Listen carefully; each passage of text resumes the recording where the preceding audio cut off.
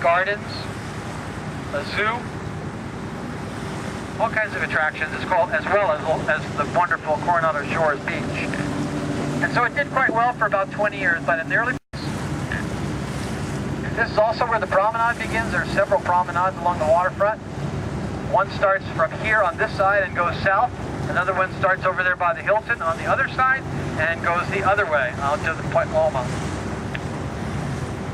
You can ride your area in between for a while there that was called Middletown. It's the area where Little Italy is. This harbor here to the right is our Tuna Harbor. It's our commercial fishing harbor. In fact, Tuna was our headquarters here, our capital. We were the tuna capital of the world for about 50 years. Back in the early part of the 20th century, the organization still has its headquarters here.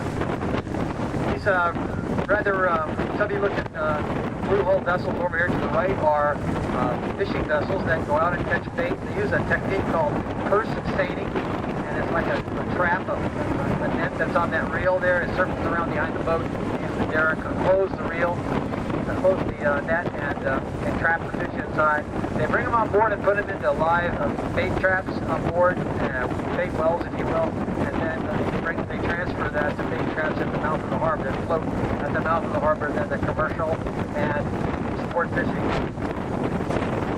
vessels can get live bait when they go out. The area behind the Tuna Harbor is a memorial park dedicated to World War I, World War II vessels and battles that San Diego played a part in. Here's that Tuna Boat Association headquarters. There's a restaurant here too. That's the Fish Market restaurant. It's actually 4 restaurants. Fancy one up top. That's one of the better fish places in town, but you can't go wrong. They're all terrific. The competition is too hard for a restaurant that doesn't do well to survive. Here on the point is the USO Memorial, paid for by the Hope family to memorialize Bob Hope and other entertainers that went overseas to entertain the troops. There's a large sculpture over there, a sailor and a nurse kissing at the end of World War II. That's a famous photograph from Life magazine.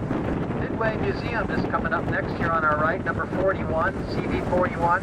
It's a retired aircraft carrier, now a museum, and it's on its final deployment here in San Diego. It served 47 years in the United States Navy. It missed World War II. It was completed in 1945. Served in the Korean War in the Mediterranean, in the Vietnam War several times. As a matter of fact, Midway pilots shot down the first and last MiGs of the Vietnam. That the Maritime Museum all floats. There's no buildings. Our entire museum goes up and down 4 times a day with the tide. The first ship I want to call your attention is the Star of India, built as the Euterpe in the Isle of Man in 1863.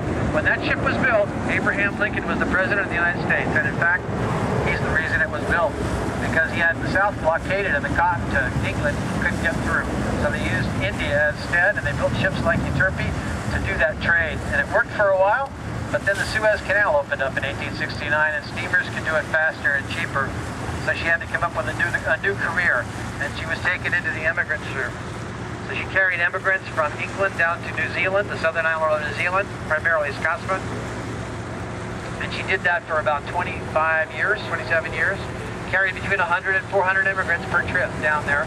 Very long trip, took about 100 days. They went down below Africa, across the Southern Ocean, below Australia, and below New Zealand, and then came back to the New Zealand island. And when they wanted to return to England, the ship that we're pointing at right now, behind her, that's a black hull with a gold stripe. That's a replica of a frigate from the 1750s, built as an authentic replica of HMS Rose, a Revolutionary War frigate that was a real thorn in the side of the American colonies during the American Revolution. Later was acquired after a tall ship career by the Fox movie studios and converted to the ship HMS Surprise, the fictitious frigate from the Patrick O'Brian novels, and used in the movie Master and Commander, Far Side of the World.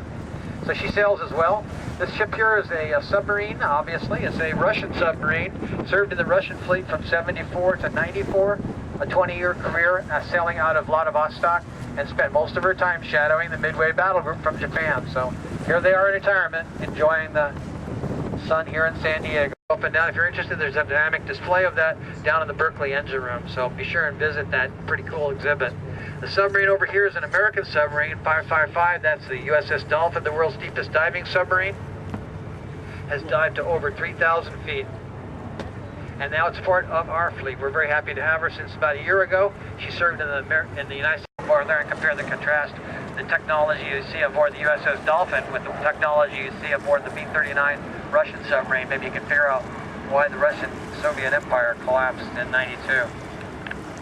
The captain's going to take us around in Morris Surly alongside the Medea.